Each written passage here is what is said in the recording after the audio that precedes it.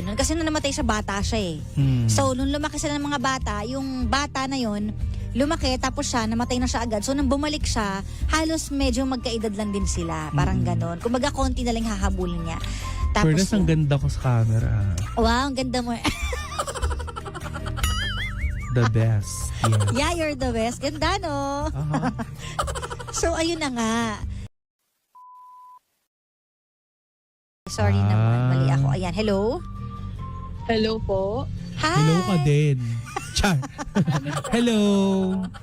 Hello, ano May I know who am I speaking with? I am Ira po. Ira. So what can I do for you, darling? Wow. What would you like to share? Wow! Is there anything else that I can do for Is you? this a call center? Why yung English yun? In order for us to address you more properly, can you please give us your name? Please. Mukha namang masaya yung boses ni Mukha naman. Kahit ano. Pero yung mga hindi mo din taong alam, masaya, deep hindi inside. mo alam pinagdadaanan, di ba? Ay, pinagdadaanan ko ba? Kasi Ikaw, masalain ka. meron. Gusto mo ba magkwento? Chares. Hoy! Ganon talaga. Yung mga pinagdadaanan natin Oo. dadaan lang. Lilipas din yan. Correct. Diba? But anyways, mahirap talaga mawala ng taong minamahal. No? Kaibigan, karelasyon, mga ganyan. Oo, hindi ko ma-imagine yung sarili ko na mawala ng taong minamahal. Oh. Ng pelikula mo. Abangan nyo yung yung upcoming movie ko with Viva Films. It's Yeah. Entitled Langit-ngit ng Papag. Pokpok ng Martelyo. Anong role mo doon? Martelyo Ikaw yung pinapalo. na namamokpok. Grabe naman. Plok-plok. Ano ba yan? Ano? Sinong bida dito? Ako. Ikaw din? Ako. Grabe naman. Langit-ngit ng Papag. Kasali ba dyan si Kapitana Sisa? Yes. Ay, abangan nyo yung role niya. Ano role niya? Siya yung... Siya yung isa pang martelyo. Dalawa kaming grind. Sorry. Or nakarinig. Narinig ko yung mga langit-ngit, di ba sa gabi? Sino nagpapalangit-ngit ng papag sa inyo sa gabi? Wala kaming papag. Oh. Sa probinsya kasi, yung mga madalas sinasabi. Siyempre sa Batangas, ano nagpapalangit-ngit ng papag yung lolo't lola mo? Hindi. Kaya sila na hospital. Ay, Ay, eme. Sorry po. Sorry po.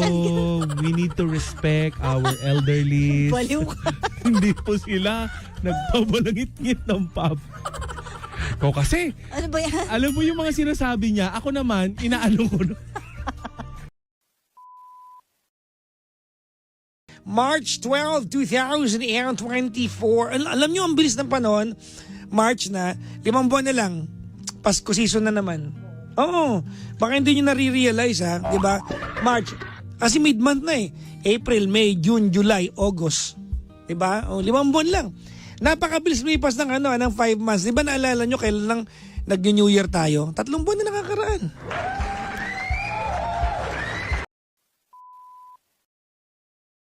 Hello po sa mga sa mga in love tapos pumogi sila. 'Di ba? Oo. May mga in love na nalosyang eh. Tsaka 'di ba tumaba. Pero mas masaya daw yung mga 'yon. Yung hindi na inalala yung itsura kasi masaya lang sa relasyon. Na sila raw yung masasaya. Ang tawag daw doon ay hiyang. Totoo kaya 'yon na pag tumaba ka sa relasyon, hiyang ka, 'di ba?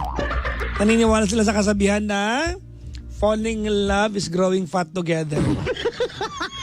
Totoo yan. Pero papalay nyo, ako naniniwala ako na pag in love kayo, mag-exercise kayong dalawa magkasama. Di ba? Gawin yung bonding.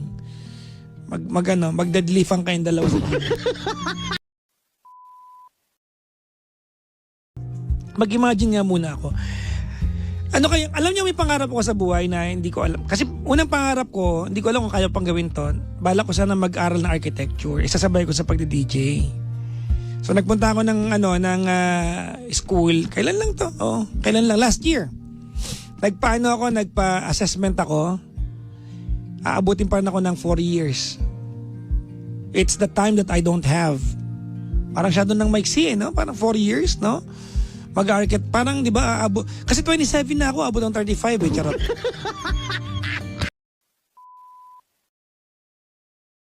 So ngayon, ang pangalawang plano ko maging movie director. Mag-aaral. Parang 2 taon din eh. Diba? So parang ngayon nakalimutan ko na naman yung plano na yun. May iba akong plano, di ba? Pag yumaman ako, bibili ako ng warehouse. Magagawa ako ng furnitures. Oh, yung mga woodworks. Di ba? Gusto ko ng mga furniture, magde-design ako. 'Di ba? Yung lamesa na pag may makulit papaluin ka na lang basta ng lamesa. Kulit eh. Hoy, bakit may may bali ka sa mukha? Ganon. Ang kulit ko kasi pinalo ko ng lamesa.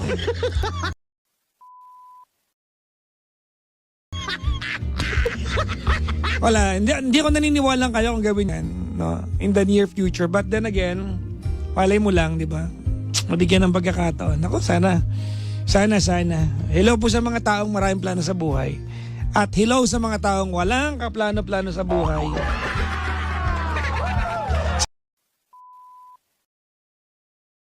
Kamusta? Okay naman, pagod. Nagpa-change oil ako ng kotse kanina, mga panggano. Salamat nga pala sa sa White House Automotive, mga pangga, yung kaibigan ko.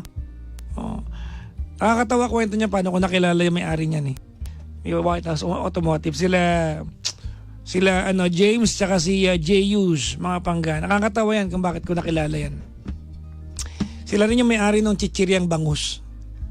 Oo, di ba? Nakakilala ako ng mayayaman pogi pa. Talap, charot.